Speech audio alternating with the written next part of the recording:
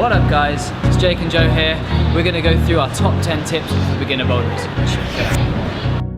Tip number 1, use your toes. One of the most common mistakes we see at the climbing wall is people not using their toes, but instead they use their midsole. This will restrict your movement. It will also give you less traction on the hold. So if Joe was to turn it to the toe, he can pivot. Woo, look at that pivot. It will also allow you to reach further, so you can go right up onto your tiptoes. Climbing shoes are designed specifically so that you can stand on small holds like this. If you tried to stand on that hold on the midsole, you'd slip straight off. Wouldn't be possible. Tip number 2, use your legs. They are some of the biggest muscles in our body. It's not all about pulling and climbing. Sometimes you've got to push with those legs, okay? So climbing, we want to try and be as efficient as we can. Particularly on a slab wall, we're going to try and use our legs because they can really push us up this wall. So when I'm climbing here, I'm going to bring my weight over and really push up with my leg. I'm not just pulling up with my arm like this, okay? We're not dragging ourselves up the wall. It's also really important on the overhang that we use our legs to push us towards these holds. We're going to use a combination of push from the legs and a bit of momentum to swing ourselves towards the next hold. Number 3, climb with straight arms. And this ties in quite nicely with tip number 2. Climbing with bent arms will cause you to fatigue quicker. If you climb with straight arms, it allows you to relax and you can sort of hang on your skeleton. A good example of this is if you go to the supermarket and you're carrying your shopping bags home, how do you carry the shopping bags? Straight arms or bent arms? That's right, straight arms, because if you carry with bent arms, you're going to be so tired by the time you get home. Tip numero 4, read your route. There's no point finding the start holds, jumping on and just trying to work out along the way. You're going to waste energy, you're probably going to get your hands wrong, which means you're probably not going to get the top. Take some time before you start climbing, have a look where your route goes, try and work out what hand is going to go to what hold before you jump on the wall. It's going to make it a lot easier and you're going to get more sense.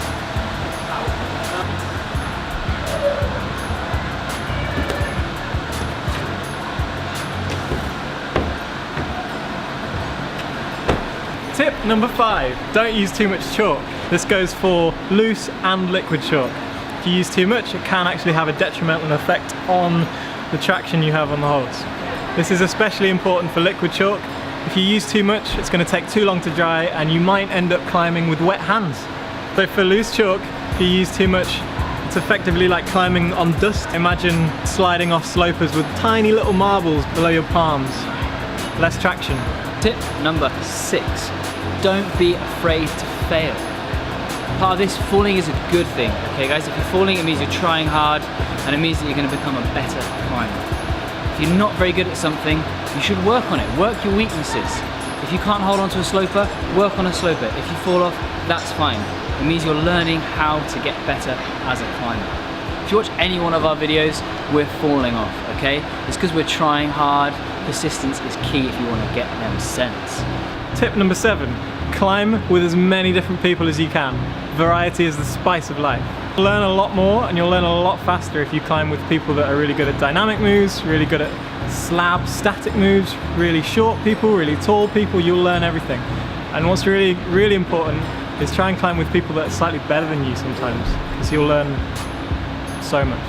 I'm usually really dynamic, so it's good for me to climb with people that climb a little bit slower and a little bit more statically, so I can learn the way of the static. Top tip number 8. One of the most common questions we get asked is, what shall I train for climbing? Our best answer, don't. If you're just starting out, just climb. That's the best way for you to get strong. If you start training too soon, you're going to end up hurting yourself, you're going to tweak a finger, you're going to pull a muscle somewhere. For now, the best thing you can do is just get on that wall and keep climbing. The best training for climbing is climbing.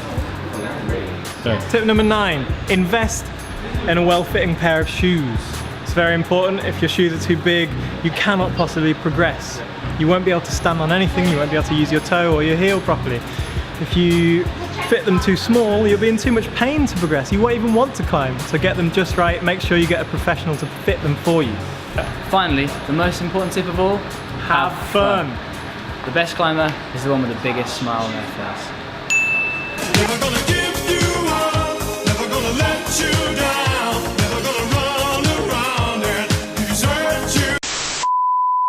Go, we're on. Tip number 9. No. Go. Tip number 9. You can try. That doesn't work.